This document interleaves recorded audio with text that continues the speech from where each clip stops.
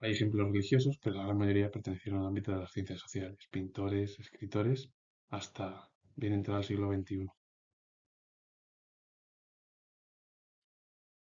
San Juan Bautista fue predicador judío, santo en varias ramas del cristianismo y venerado en el Islam y otras confesiones como profeta, y en el caso del mandeísmo como Mesías, es decir, la principal figura. La tradición cristiana lo consideró el precursor de Jesús o Cristo, es decir, la figura anterior a lo que fue bueno, pues, Jesús o Cristo en el ámbito de la religión. Teodoro de Mopsuestia fue teólogo griego, discípulo de Nestorio, fue obispo de Mopsuestia o Mopsuesto, encíclica entre los años 392 o 393, y uno de los más destacados representantes de la escuela teológica de Antioquía, opuesta a la de Alejandría por el método interpretativo bíblico. Su doctrina sobre la encarnación, realizada a partir de un análisis metafísico y psicológico, influyó en Nestorio, es decir, Teodoro de Suestia dejó huella al final en el ámbito de la religión, sobre todo en el ámbito de la doctrina católica, bueno, o del cristianismo. Incluso ese análisis influyó mucho en la metafísica, en lo psicológico, es decir, que ya en la edad antigua ya había ya pensadores, pero es verdad que no eran ni psicólogos ni psiquiatras o sociólogos, pero que ya dejaban huella en cómo analizar el ámbito psicológico, y luego lo metafísico sí que es conocido porque eso lo utilizaron la gran mayoría de los filósofos, entre ellos Platón, Aristóteles, cuando nació, bueno, pues una occidental dentro del ámbito cultural. Mario Gadi fue pintor y arquitecto italiano, desarrolló su carrera en Florencia, ciudad en que su actividad se halló documentada entre 1327 y 1366. Fue ahijado y discípulo de Giotto, otro de los principales pintores o artistas de la época medieval e italiana. La obra que se encuentra en la diapositiva es Frescos de la vida de la Virgen en la capilla Baroncelli. Y Jacopo Torriti fue pintor y masoísta romano, fue uno de los iniciadores de la escuela de masoístas, junto con Calvini y fresquistas que influyeron en la formación de Giotto.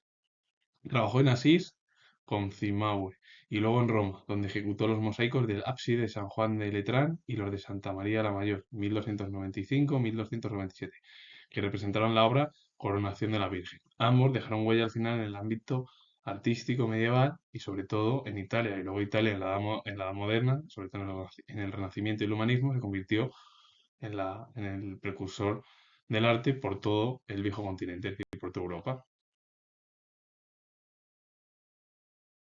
Sor María de Jesús Ágreda fue escritora y religiosa española. Fue abadesa del convento de Ágreda en 1627 y consejera del monarca Felipe IV entre 1643 y 1665.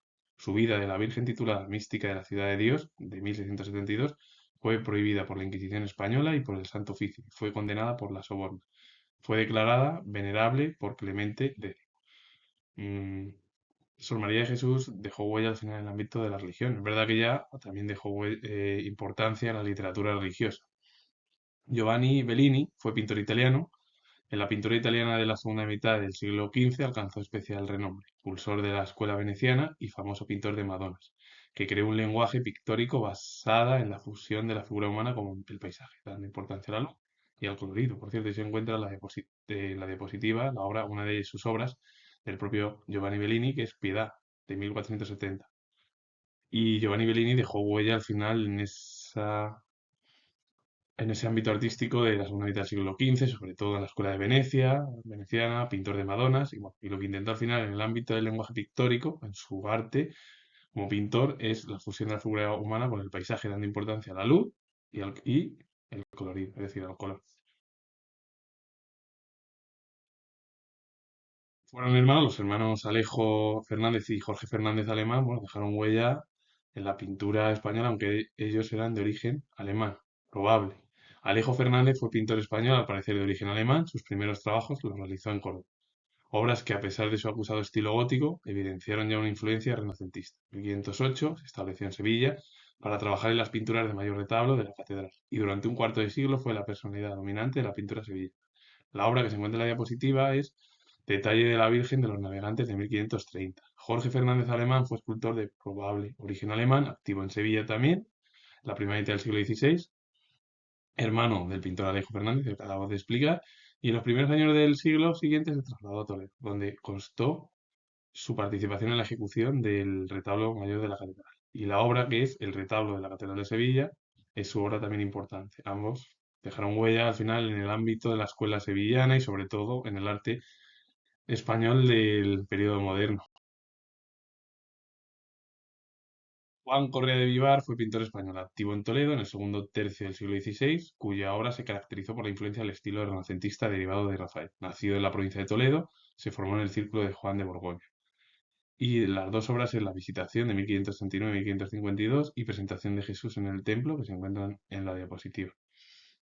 Lorenzo Lotto fue pintor italiano, no se supo quién fue su maestro, pues realizó numerosos viajes y fue probable que aprendiera en diversos talleres, aunque la composición de su estilo fue esencialmente veneciana.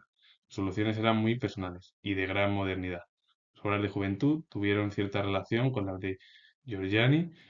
Estudió también con atención a los maestros de su época, como Bellini, Antonello de Messina y Durero.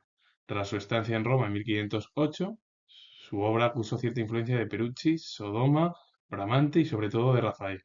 De regreso a Venecia en 1526 adoptó un estilo más suelto y dramático. Algunos de sus retratos fueron verdaderas obras maestras y una de ellas es Micer Masili y su esposa de 1523, que se encuentra en la diapositiva al lado del propio artista. Y Lorenzo Lotto fue uno de los principales pintores italianos, recogidos de verdad de personalidades como Rafael, Antonio de Messina, Bellini, Durero o incluso Perucci o Sodoma, es decir, o Bramante, es decir, de grandes pintores importantes de Italia y de la cultura europea artística.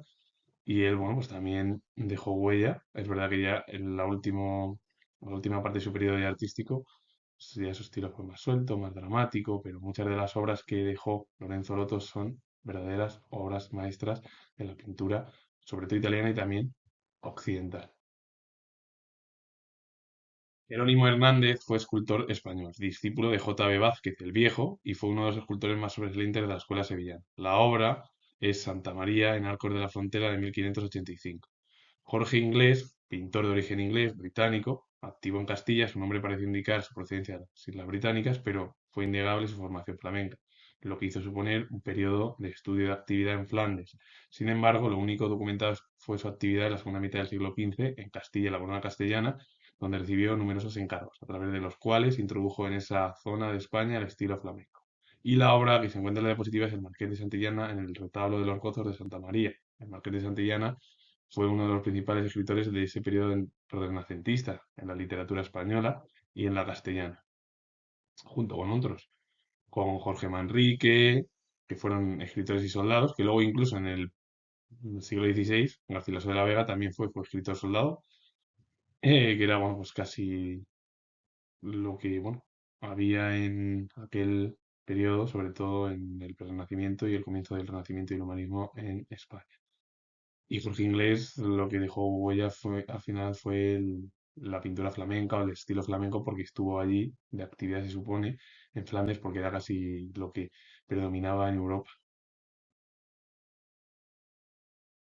Laurencio Ferrari fue pintor, escultor y arquitecto italiano. Se inspiró en Bramantino y colaboró con Rafael Sanzio en Roma. Trabajó en Sorono y en Vercelli.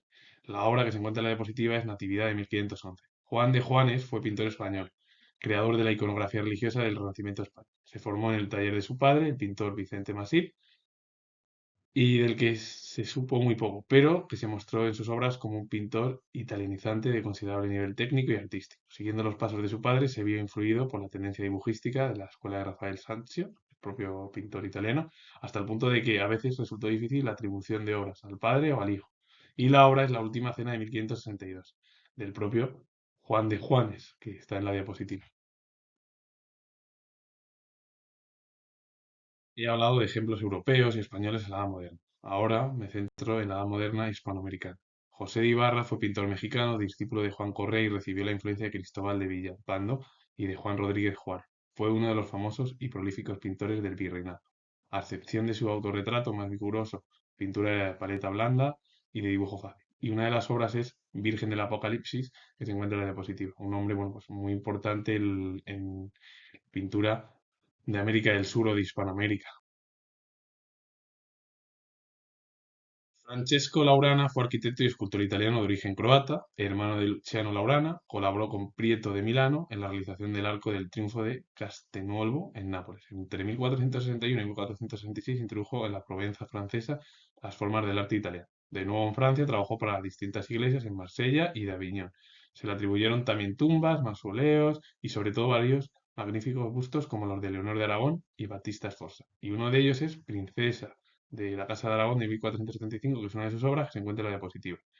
Juan Martínez de Arona fue arquitecto y escultor español, activo en Perú. En su obra arquitectónica predominó el clasicismo renacentista, maestro mayor de la Catedral de Lima, de 1113 y 1165. Proyectó las portadas de ese templo en 1126. Y una de las obras es La Virgen María y Santa Isabel de 1605. Ambos dejaron huella al final en el ámbito de la cultura europea, la moderna, muy importantes. Y bueno, pues que fue casi el periodo renacentista o ese comienzo del humanismo o el Renacimiento en, en Europa. 1783 fue el nacimiento de Estados Unidos. Este artista fue justo anterior, pero fue el periodo de transición entre el nacimiento de Estados Unidos en el periodo ya de la edad contemporánea. Benjamin Henry Latrobe fue arquitecto e ingeniero civil estadounidense de origen británico. Introdujo el estilo neogriego en Estados Unidos, considerado uno de los mejores maestros del neoclasicismo helenizante. Muchas de sus obras, como el ala sur del Capitolio de Washington, el Banco de Pensilvania, la Catedral Católica de Baltimore, ejercieron una notable influencia sobre la arquitectura estadounidense. Y la obra El Capitolio de los Estados Unidos, que es una imagen además muy importante, y sobre todo en el ámbito político, por lo que ha sucedido en estos últimos años, es una obra maestra del propio arquitecto estadounidense. Un hombre, bueno, que dejó huella en, justo en el final de la edad moderna estadounidense y el comienzo de su país como un nuevo estado y ya en el periodo contemporáneo de la cultura estadounidense. Otro ejemplo entre la transición de la edad moderna y el comienzo de la edad contemporánea. Joseph Flaubert fue pintor francés, activo en Barcelona e introdujo en Barcelona el neoclasicismo de David y Proudhon. Y la obra es Nacimiento del Niño Jesús, que se encuentra en la diapositiva. Un hombre, bueno, que fue la transición justa de ese periodo artístico entre el neoclasicismo, justo además, que vino de herencia de David, Proudhon, de grandes artistas franceses del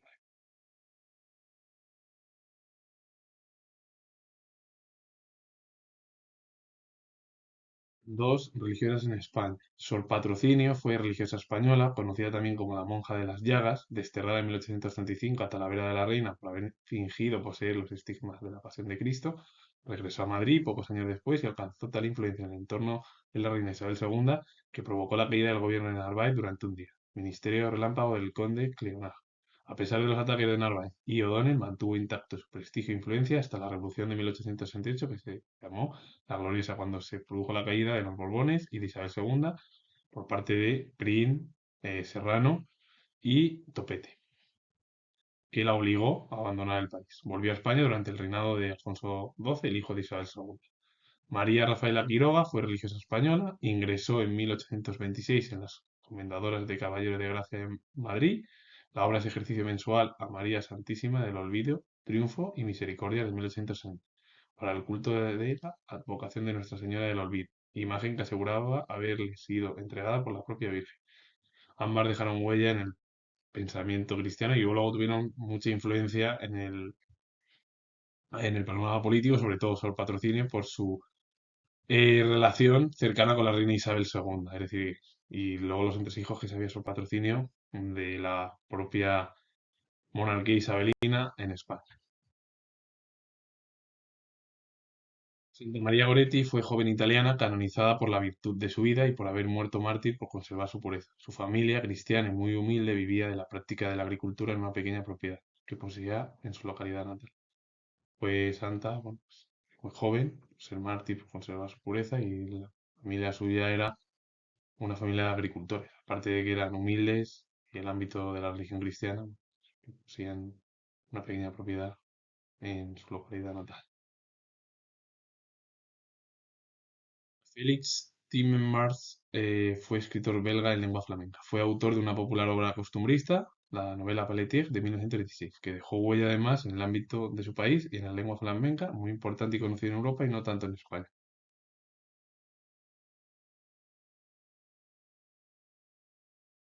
Guillermo Blanco fue escritor chileno con un estilo sencillo y fluido, de frases cortas y oportunamente reiterativo a veces, y una apreciable aptitud para el humor y la sátira. Sus relatos solían centrarse en sucesos y personajes cotidianos, de los que retrató con precisión los aspectos afectivos. La obra es Gracia y el forastero de 1965, una historia de amores adolescentes. Xavier Abril fue poeta y narrador peruano, introductor del surrealismo en la poesía de su país y cuya evolución creativa transcurrió por diversas propuestas. Una de las obras es Hollywood, Relatos Contemporáneos, de 1961. Ambos dejaron huella en la literatura hispanoamericana, muy importantes y sobre todo del siglo pasado y del actual.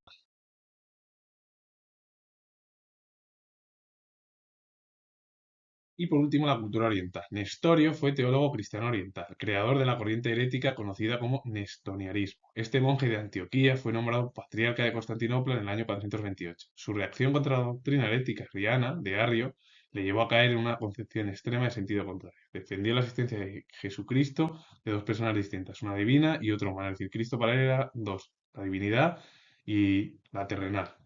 Al hacerlo, llevaba hasta sus últimas consecuencias la doctrina de la escuela de Antioquía, contraria a la escuela de Alejandría. Claro, lo que te habla al final de la historia es eso, eh, de ese pensamiento, de esa idea de que Cristo es todo el mundo. Para Arrio, que fue sacerdote cristiano de Alejandría, probablemente de origen libio, cuyas doctrinas dieron origen al arrianismo, su doctrina consideraba herética por la Iglesia. ¿Por qué? Porque negaba la divinidad de Jesucristo, de Cristo, porque según lo que te hablaba Arrio, o hablaba Arrio, es que Dios Padre existía antes que Cristo y a la vez había creado a su Hijo Cristo, o a Jesucristo, de la nada. Fue ordenado presbítero en el año 311, elaboró esa doctrina a partir de la de Pablo de Samosata, obispo de Antioquía.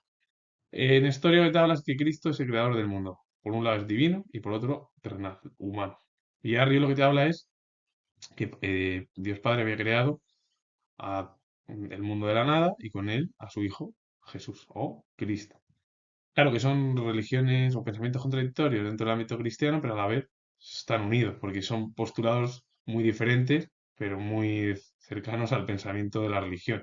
Uno te habla en historia de que, vale, hay dos, Cristo es dos personas, la divinidad, tal, crea el mundo, tal, lo que te habla en historia, y la humana, que es el que está en el mundo terrenal. Y Arrio no, Arrio te dice que Dios fue el creador del mundo y a partir de ahí creó a su Hijo, Cristo, y todo, bueno, pues comenzó la vida, según la que hablan muchos de los pensadores religiosos, que luego dio lugar al pensamiento medieval de Tomás de Aquino, Agustín de Hipona, que fue la filosofía medieval occidental. Así que con ello finalizo. Comento que soy historiador, si os ha gustado este vídeo relacionado con el mundo cultural, religioso, en Oriente y en Occidente, darle a like, suscribiros, poner comentarios y vuelvo a repetir que soy historiador y nos vemos en el siguiente vídeo.